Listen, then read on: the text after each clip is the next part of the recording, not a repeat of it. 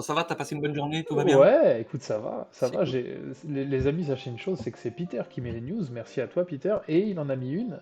On va en parler. C'est Ledger. Et moi, je l'aime bien, cette petite news. Alors, le shitcoin de la semaine, on va en parler tout à l'heure. Le quatrième et dernier indice. Les amis, on est sympa, vous le savez. Nous, notre but, c'est pas de vous faire galérer. Par contre, quand je zoome sur PP et que je vous dis que le shitcoin de la semaine, il est par là, c'est pas un indice si c'est Non, PP. mais 2 secondes après, tu as dit, enfin, j'ai dit que dans le shitcoin de la semaine, il y avait le mot coin. Non, mais voilà. PP coin, c'est voilà, il y a un truc, les gars. Non, mais aujourd'hui, j'ai répondu à pas mal de commentaires. D'ailleurs, je vous remercie à tous d'avoir laissé vos commentaires, même les rageux. Sommaire, les amis. Ledger, qui. Peter, est-ce qu'il retourne leur veste? On va en parler. Une plainte contre Binance, très saugrenue, très très rigolote. Et Binance qui, attention, joue avec l'argent des autres, mais la Selon source, Reuters. voilà, la source n'est pas folichonne. On va commencer par ça, tu sais quoi? Donc, Pas, Binance, pas Reuters. voilà, Reuters. Donc, T'attaques le lourd, toi, t'es comme ça, toi. c'est T'aimes, ça, t'aimes les ouais, sujets. direct, direct, comme ça, on vesquille direct. Bon, en plus, c'est pas un sujet qui est tout neuf, tout neuf. Je crois que Reuters, ils refont du réchauffé avec ça encore. Voilà, on en a parlé dans les commentaires, dans la vidéo d'hier, les amis. En ce moment, c'est très compliqué de trouver des news, alors des bonnes news, je te laisse imaginer, tu vois. Et Reuters, bah, ils font du réchauffé. Binance qui aurait joué un peu avec l'argent des utilisateurs, c'est ça, ils ont Ah, mélangé, c'est tu vois. encore Reuters, comme tu le dis, quoi, le média un peu putaclic qui hésite pas à taper sur Binance. Bon, là, ils disent qu'ils auraient 3 sources prouvant que sur des opérations, ils auraient confondu les comptes utilisateurs de leurs moyens propres. Le gros de l'article, je vous le résume vite fait, je vous invite tous à le lire, mais ce serait qu'effectivement, Binance aurait un petit peu fait ce qu'ils voulaient de l'oseille, quoi, que ce soit les comptes des clients ou que ce soit leurs réserves propres. Bon. Là-dessus, se base sur 3 sources qui citent sur des opérations de millions qui auraient bougé. Voilà. CZ et Binance, bien sûr, ont pris la parole il y a déjà un bout là-dessus pour expliquer que c'était pas le cas et que voilà, qu'ils étaient prêts à faire la lumière. Moi, j'ai pas spécialement d'avis. Je sais que Reuters sont pas super à prendre au sérieux, que Binance fait tout pour faire les choses bien, quel que soit le pays dans lequel ils vont. En général, c'est les précurseurs en termes de réglementation et tout. Donc, je pense pas qu'ils aient envie de jouer au malin. Maintenant, est-ce que dans le passé, ils ont pu avoir des trucs un peu litigieux ou quoi? Je suis pas assez calé pour vous dire non, c'est pas vrai ou oui, c'est vrai. En tout cas, Reuters, eux, ils pensent que c'est vrai. Donc, regardez l'article, Ouais. faites-vous mon avis. Cet article, il est super intéressant parce qu'on en parlait hier. En fait, Reuters, bon, c'est ultra putaclic, tout ce que tu veux. Dans l'article, Reuters, ils le mettent plusieurs fois. Alors, Reuters n'a pas la preuve, mais il paraîtrait que c'est vraiment Mais la. ils ont des sources, mais Voilà, c'est quelle est ça. derrière la Et, source, on ne et- sait et en pas. fait, en fait, c'est vraiment la preuve que ce soit un journal, que ce soit le Café du Coin, que ce soit n'importe qui, on vous dit les choses, ok, mais essayez de creuser. Nous, quand on regarde un article comme ça, surtout Peter d'ailleurs, t'es bon pour ça, tu vas toujours voir à côté, tu vois, tu vas cliquer sur les liens annexes, etc. Et en fait, c'est ce qu'il faut faire. Il faut pas prendre les choses pour argent comptant. Et en ce moment, les amis, vu qu'on est en plein bear market et qu'il n'y a absolument rien à dire, rien à faire sur la crypto, on est entre 27 000 et 28 000, 28 000 et 27 000, 27 000 et 26 000. Voilà, ça fait des mois que c'est comme ça. Forcément, Pas mal. bah, tout ce qui est sulfureux, tout ce qui est Non, et puis sensationnel et même, tout, n'oubliez pas que derrière chaque article, il y a une ligne éditoriale, il y a un mec, un rédacteur qui a fait l'article ou autre, et que du coup, c'est son point de vue avec les informations qu'il a à un instant T. Derrière, vous n'êtes pas à l'abri qu'un autre article ait une autre information et qu'il veut le mettre plus en avant, ou que voilà. Donc, l'idée, c'est quand même de vérifier les sources, de se faire son propre avis en lisant pas mal de choses. dans la crypto aujourd'hui, quel que soit le quotidien, le journal ou quoi, bah souvent c'est orienté, tu vois, souvent c'est Oui, pro, et moi je tu précise que vois. nous, on est orienté de rien. Quand on vous dit quelque chose, ça sort de notre tête. Parce qu'encore dans un commentaire d'aujourd'hui, j'ai encore vu un mec qui nous a dit: Ah, vous parlez d'XRP, combien ils vous ont fait le chèque? Ouais, de ouf. Oh putain. Bah, liche, frérot. En tout cas, moi, il y a un chèque que j'aurais aimé toucher, c'est celui de 8 millions de dollars. C'est quoi le délire? Tinder, Binance, c'est quoi?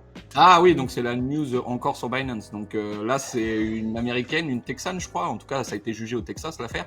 Donc c'est une nana qui aurait rencontré quelqu'un via Tinder et qui se serait fait escroquer donc 8 millions de dollars, si j'ai bien compris, en crypto. Et c'est de la faute de Binance. Alors, elle a dit Binance aurait facilité l'escroc pour me voler, en gros. Donc ça a été jugé, si j'ai Oui, bien compris. oui, d'accord, parce qu'ils ont que ça à foutre, c'est ça. Ouais, non, mais Binance, le mec a dû lui dire, écoute, je suis en train d'escroquer la nénette là, du million, est-ce que tu peux me faire un virement rapide? Voilà, c'est Binance a ça. dû dire, bah bien sûr, je pense que t'es pressé, frérot, donc on va le faire vite fait. Bref, je sais pas.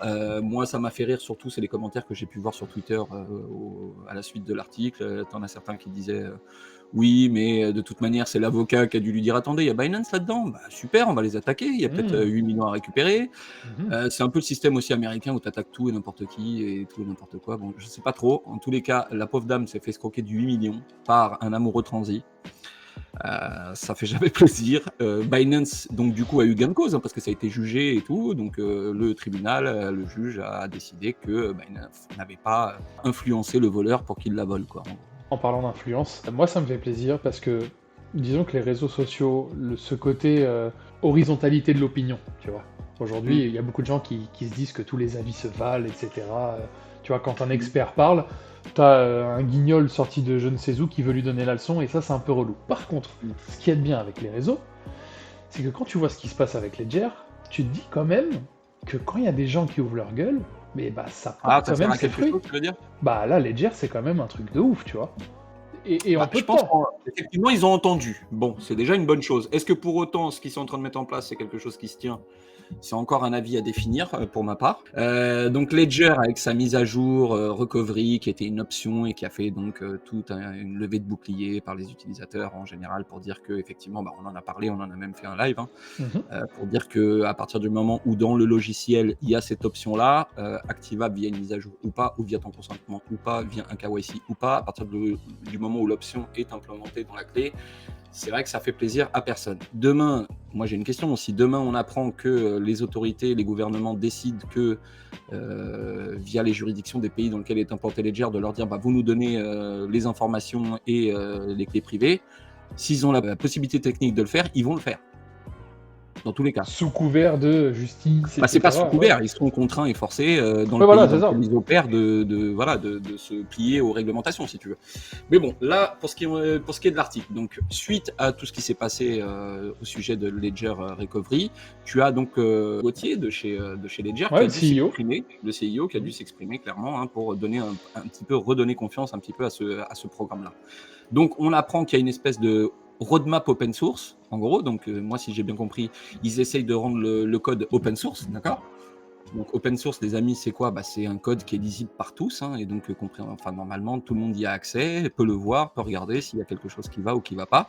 Donc c'est plutôt une preuve de transparence. Par contre, ça amène aussi une autre chose, c'est que moi j'ai entendu parler de Tornado en open source là, qui s'est fait pirater il n'y a pas si Par longtemps. C'est-à-dire exemple, qu'un code que tu donnes en exactement. open source, n'importe qui y a accès et peut trouver une faille ou autre. Tu vois, ça amène aussi ce genre de choses. Moi, je salue l'initiative si ça va à terme. Je pense que c'est une bonne chose que d'avoir communiqué là-dessus parce que jusqu'à preuve du contraire, la communication n'était pas ouf par rapport à ce nouveau service en soi. Ouais, de base, mais en fait, tu vois, tu sens qu'il y a un côté un peu, pas débutant, mais c'est, ils sont trop occupés à faire du développement dans la blockchain, etc. Et tout ce qui est ça passe c'est un peu mis de côté. Et je pense que dans les prochaines années, justement, il va y avoir des cellules de communication beaucoup plus efficaces qu'on ne les Je sais voit pas, moi je suis aujourd'hui, pas tu vois. informaticien, tu vois, donc je m'y connais pas assez pour dire que ce qu'ils sont en train de mettre en place c'est top secure ou pas ou quoi aux caisses. C'est-à-dire la solution qu'ils sont en train de mettre en place, je pense qu'il va falloir la voir sur le long terme ou que des gens qui sont beaucoup plus calés en informatique puissent effectivement se plonger dessus. Le rendre open source, c'est une manière aussi justement que les gens regardent en détail ce qu'il en est dans le code pour voir un petit peu s'il y a quelque chose qui serait, tu vois, dangereux, on va dire. Donc quelque part, c'est des bonnes choses, mais il faut attendre, si tu veux, le déploiement et de voir un petit peu comment se profile la suite pour vraiment en tirer des conclusions. En tous les cas, ils reviennent sur leur communication et je pense que c'est bien le minimum. Le minimum, les amis, aussi, c'est qu'on vous donne un indice, un dernier. Mais avant, on va parler des prix.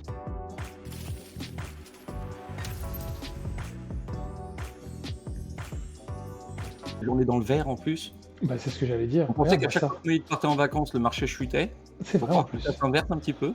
Alors, du coup, est-ce que le shitcoin de la semaine, il est dans ces petites bulles? Je vais vous dire ça. Tu vas nous refaire un coup des bulles. David, arrête. Bah ouais, attends. Arrête avec les bulles. Il est dans les bulles. Il est dans les bulles. Ouais, il est dedans. Il est là, je vous le. Voilà. Il est parmi tout ça là. C'est ça ton indice du jour, les bulles encore? Non. Mon indice du jour, les Ce amis. n'est pas Pépé. Alors ouais, bah deux indices. C'est quoi? Ce n'est pas Pépé. Quel indice? Et regardez à côté. Regardez à côté de vous, les amis. Tu vois, ça, c'est une stratégie. Tu vois, stratégie Ça youtubeur. finira dans le livre, Ça- le recueil des ça- indices de la vie. Ouais, je vais sortir un e-book. Vous me direz C'est ce que vous en prévu pensez. sur Un Amazon. e-book sur mes indices. Non, stratégie youtubeur. Il y en a deux. La première, c'est rester bien jusqu'à la fin. Tu vois. Et la La base. deuxième, c'est on en parle dans la vidéo d'hier. N'hésitez pas à aller la revoir. Et bah pareil, allez la À 4 minutes revoir. 17. Non, vers la fin, justement. On Ça sait change plus rien. trop en fait. Une technique, c'est une Retapez-la, technique. voilà, dès le début. Donc Écoute, voilà. moi je suis quand même content, Bitcoin au-dessus des 27 000 $. Bon, Ouais, ouais, ouais. Et puis, c'est pas non plus moi, la panacée, mais il y a juste un truc que j'ai regardé. Attends, je vais juste vous confirmer ça tout de suite, les amis. C'est Solana, hein. Solana qui est sous les 20, tous les 20, ouais. ouais. Donc en fait, en gros, Bitcoin 27 000, ETH 1800, c'est un Solana à 20 $, plus ou moins, tu vois. Ça a l'air de scaler plus Ouais, ou mais moins comme ça. c'est plus ou moins le range dans lequel il opère. C'est vrai qu'il n'était pas passé à moins de 20 $ depuis un bout là Ouais, maintenant. ouais, ouais. Mais il opérait plus ou moins dans cette zone-là, quoi. C'est un peu comme Bitcoin quand il va à 26 900 C'est et que ça, là il va être à 27 ouais, 500. Bon, c'est ça. Si le ça change Solana pas est à grand-chose, les amis. 19,50 ou 19, ça veut pas dire qu'il va s'écraser à 14 ou à 10. Voilà. C'est ça, ça change pas grand-chose. De toute manière, on suit ça quotidiennement, hein. Mais pour le moment, on va pas se mentir, ça range fort. Plutôt dans le bas de range, bon. Tout le monde s'attendait Ouais. à ce que ça pète ou que ça pète vers le haut. Pour le moment, ça bouge pas trop, donc on est là, au calme, on profite du soleil. On vous met, ouais, on parlait du shitcoin. Je vous mets quand même la courbe, les amis. Vous la connaissez de toute façon. Tout le monde la connaît. Tout le monde. Fear and Greed, Peter, il a combien aujourd'hui? Je vais dire 50. Parce qu'hier, tu m'as devancé. Hier, j'ai dit 49, hein. Oui. Il a Et combien aujourd'hui? t'as eu bon. Moi, je dis 50. C'est vrai? Ouais, je sais pas combien il est aujourd'hui. Aujourd'hui, il est remonté, du coup, il va se réveiller un petit peu. Toi, tu dis 50, je dis 51. D'accord. Et Moïd dit. À chaque fois que Moïd part en vacances, il y a un crash au niveau de la crypto.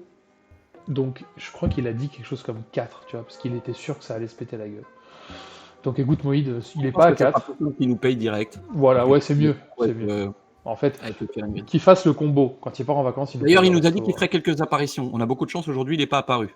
Si vous êtes comme nous, croisez les doigts pour pas qu'il apparaisse demain. Grave, grave. Parce que de là où il est, le crypto Fear and Greed est à 50, Peter. Je te ken. Je te ken. Je te ken. Ah ouais, donc toi aussi tu retournes ta veste, c'est ça l'idée.